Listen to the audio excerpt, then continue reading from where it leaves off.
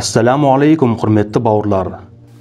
Индонезиядағы Ява аралының католик дін қызметкері еріктілермен бірлесіп шіркеудің шатырын жөндеп жатқан кезде құлап комаға түскен еді. 17 айдан кейін ұзақ ұйқыдан оянған 87 жасар қарияның айтқаны жұртты таң қалдырмай қоймады. Ол ұзақ ұйқыда жатқанда жаратушының аяны түсіп, жаратылыстың құпия сырлары мен жұмақтың алтын қақпасын көргенін айтқан. Бұл жайлы Islamic News Daily хабарлады. Құрметті бауырлар, видеоға лайк басып, пікір қалдырып, және достарыңызбен бөліссеңіздер, нұр үстіне нұр болар еді. Сіздер үшін 1-2 секунд, ал біз үшін үлкен мотивация. Хадисте келгендей, кімде-кім жақсылық жасауға жол көрсетсе, сол жақсылықты жасаушы адамның сауабындай сауап алады. Құдай қаласа, каналымызда көптеген пайдалы және қызықты видеолар шығатын болады. Авторлық роликтерімізбен қатар, еліміздің белді уағызшылары Ерлан Ақатаев, Жарқын Мырзатай, Абдуғаппар Сманов, Хафизулла және тағы басқа ағаларымыздың үздік уағыздары шығып тұратын болады. Бізбен бірге болыңыздар, ал біз жалғастырайық. Мен бұл дүниеде ислам дін жайлы естігенім болмаса, ешқашан Құранды оқымағанмын.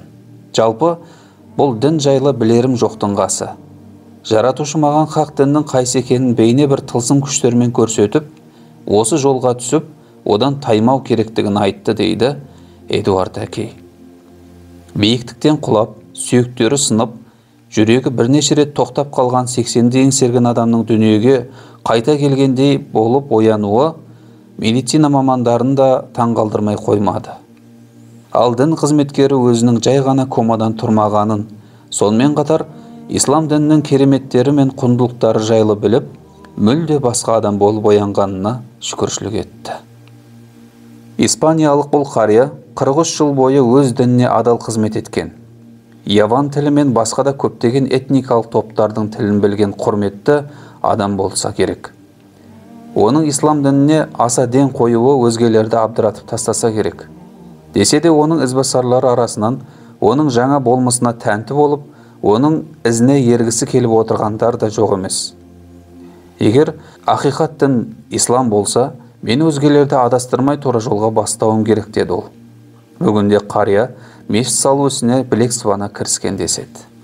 Бауырлар, видеоны соңына дейін көргендеріңізге Аллах разы болсын.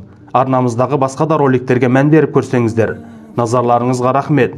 Ассаламу алейкум ва рахматуллахи ва баракатух.